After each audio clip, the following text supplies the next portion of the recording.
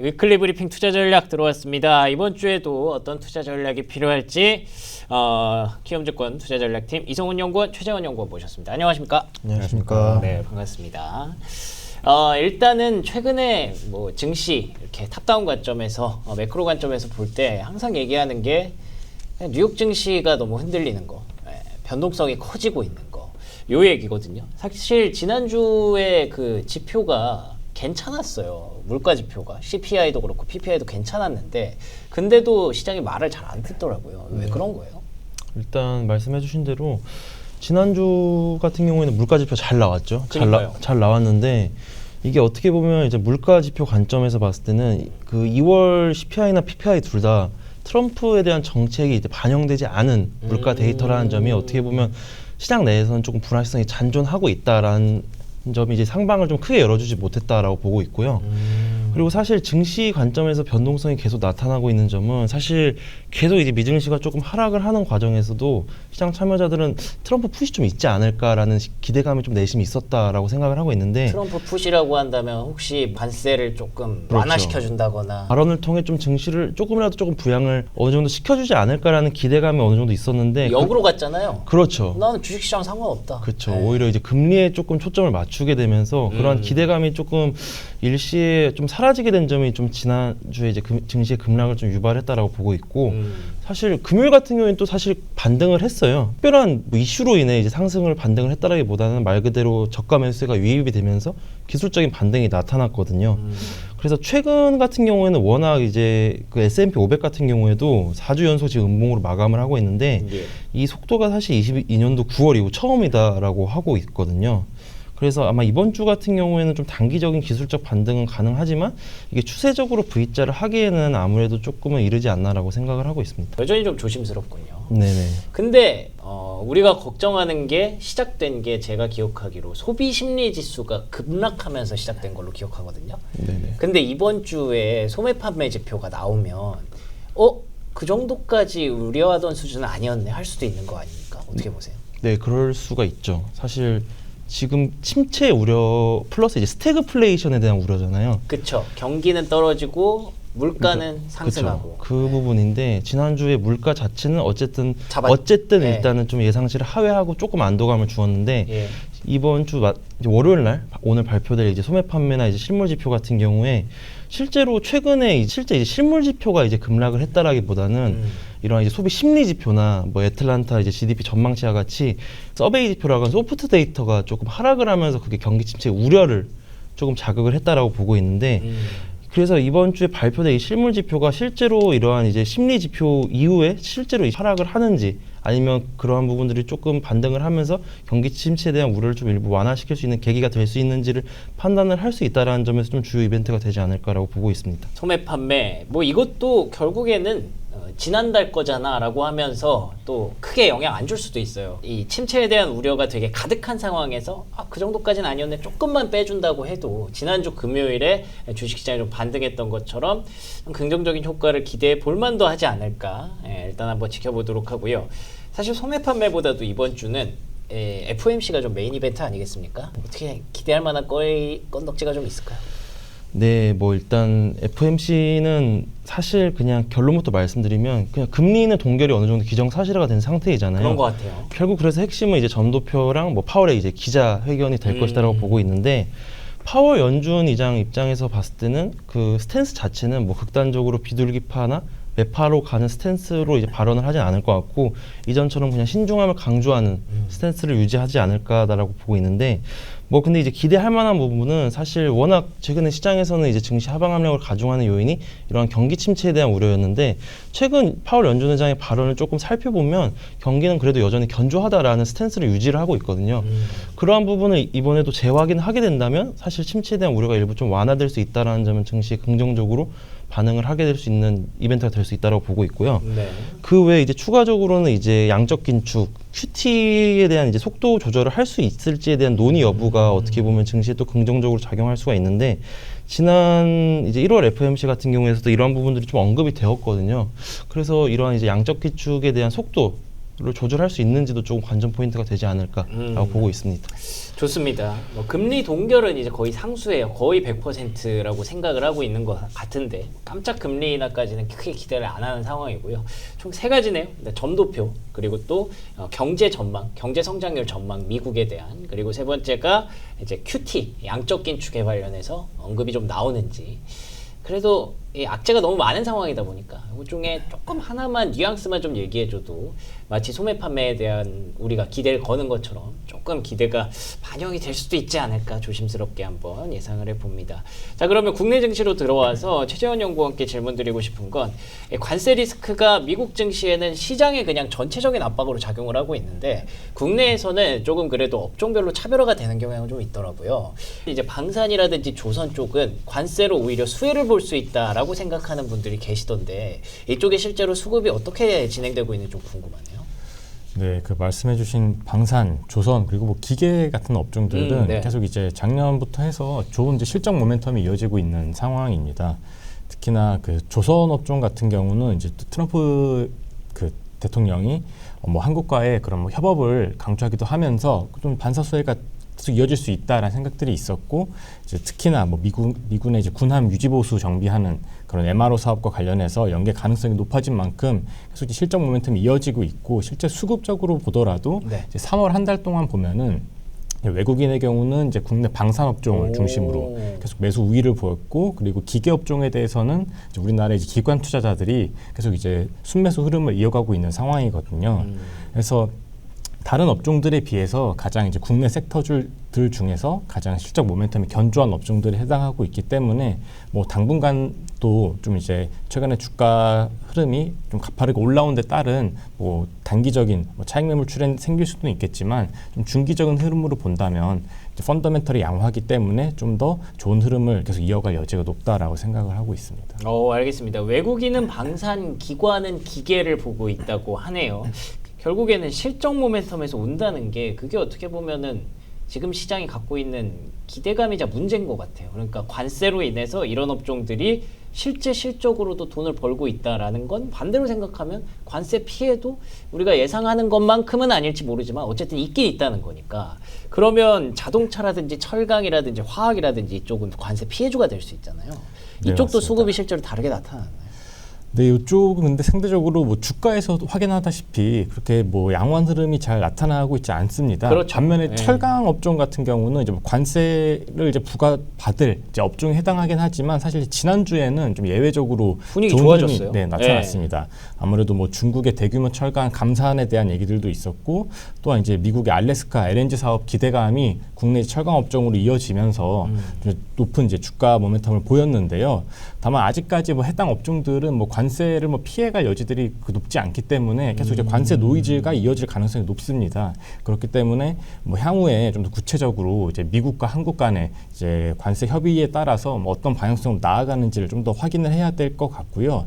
특히나 뭐 자동차 업종의 경우에는 뭐 아까 말씀드렸던 철강 업종처럼 뭐 단기적으로 좀 뭐 반짝할 모멘텀도 없었기 때문에 뭐 주가도 맞아요. 계속 부진한 흐름이고, 더군다나 뭐 국내 그 전기차 시장에 이제 중국의 저가 브랜드도 이제 들어온다라는 얘기들이 계속 있으면서 그런 이제 경쟁력에 대한 우려들이 계속 이제 중첩되고 있는 상황이라서 단기적으로 뭐 관세와 관련해서 본다면은 좀 더 이게 좀 해소될 방향성을 확인한 후에 접근해도 괜찮지 않을까라는 생각이고, 실제 해당 업종들은 아직도 실적 쪽에서 살펴보더라도 좀 개선되는 흐름들이 눈에 띄게 나타나고 있지는 않거든요. 그렇군요. 그래서 이 정도 관세와 관련해서는 조심스럽게 접근할 업종들에 해당한다, 이렇게 말씀드릴 수 있겠습니다. 왜 그래도 주식 조금 하신 분들은 그런 생각하실 수 있잖아요. 역발상 전략이 필요하다라고 하면서 많이 빠졌으면 이제 또 올라올 때다라고 해서 이제 매집하시는 분들도 계실 텐데 아직까지 그게 뭐 바닥은 만들 수 있을지언정 상승으로 이어지기는 어려운 그런 구간으로 좀 보이네요. 다시 말하면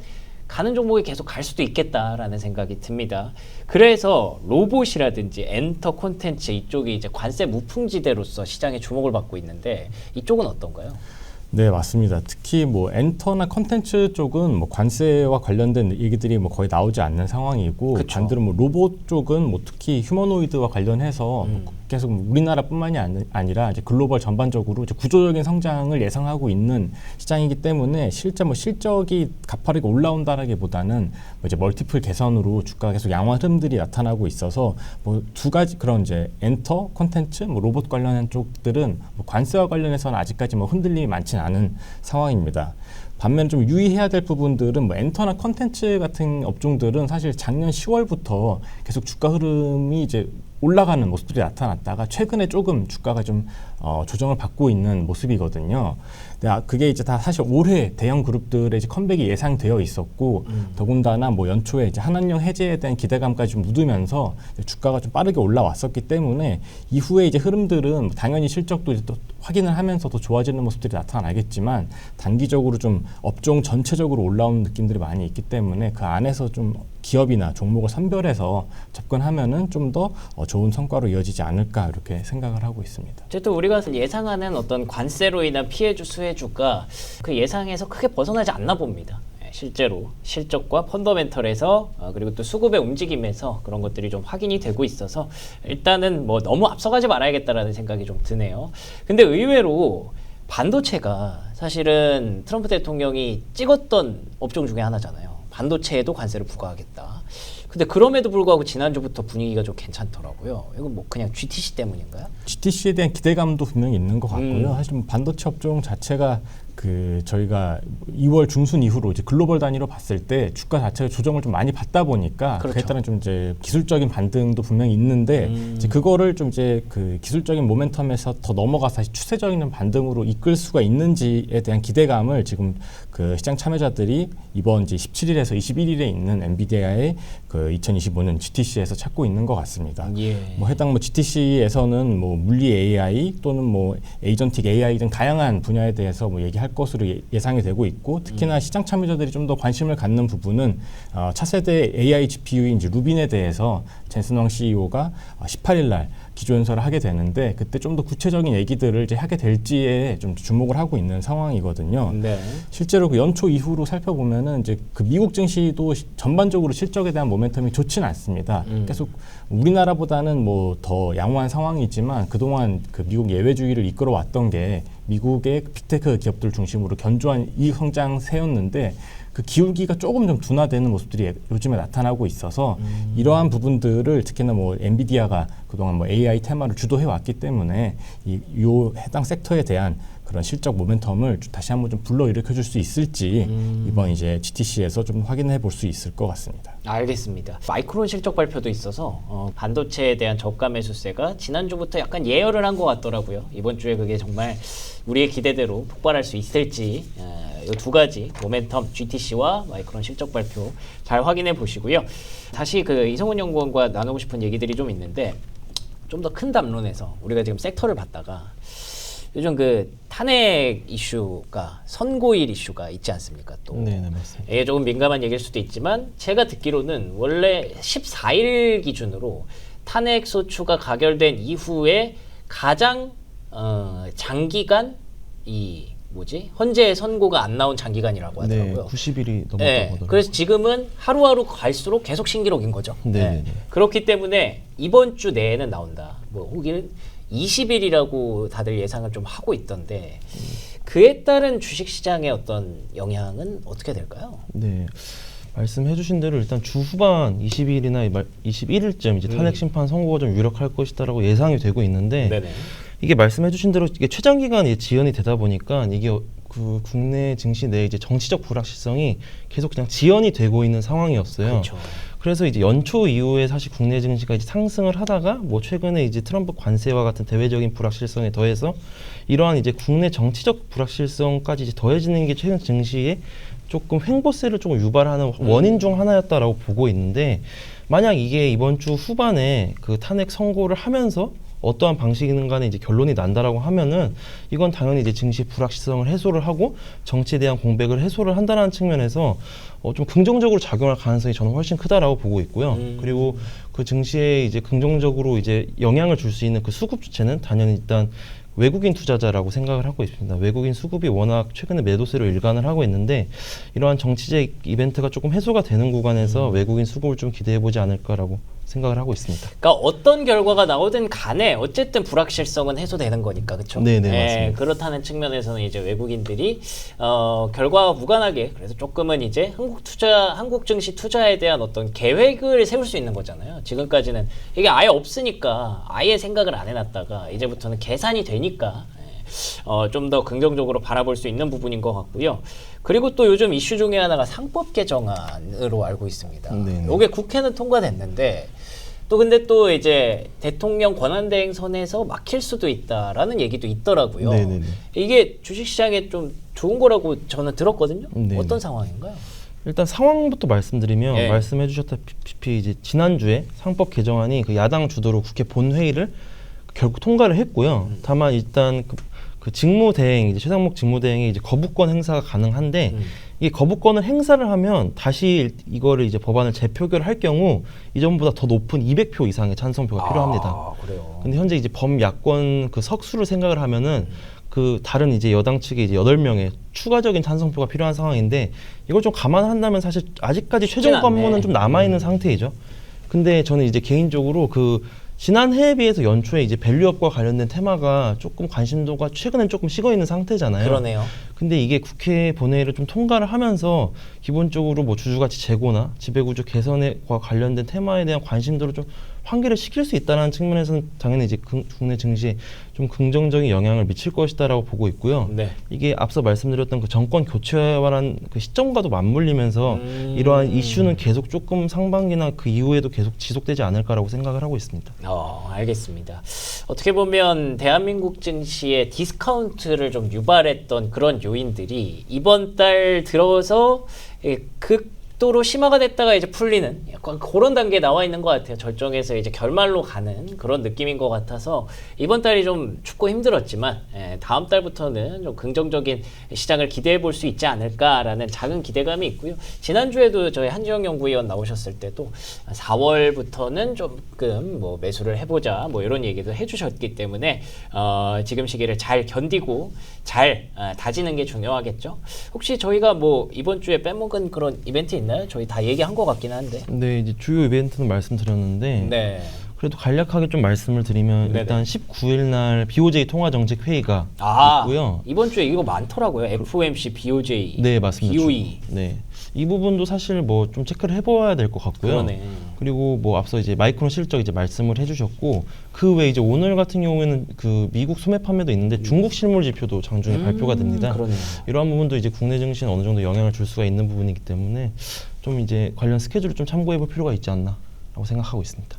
맞네요. 아까 말씀드린 것처럼 이게 뭔가 점점 클라이막스로 치닫는 것 같습니다. 이런 것들이 다 이제 진짜 골치 아픈 내용들이 하루빨리 좀 해소가 돼서 주식시장에도 좀 좋은 바람이 불어오기를, 봄바람이 불어오기를 기대해 보겠습니다. 두 분과 함께한 시간 여기서 마치도록 하겠습니다. 두 분 오늘 좋은 말씀 고맙습니다. 감사합니다.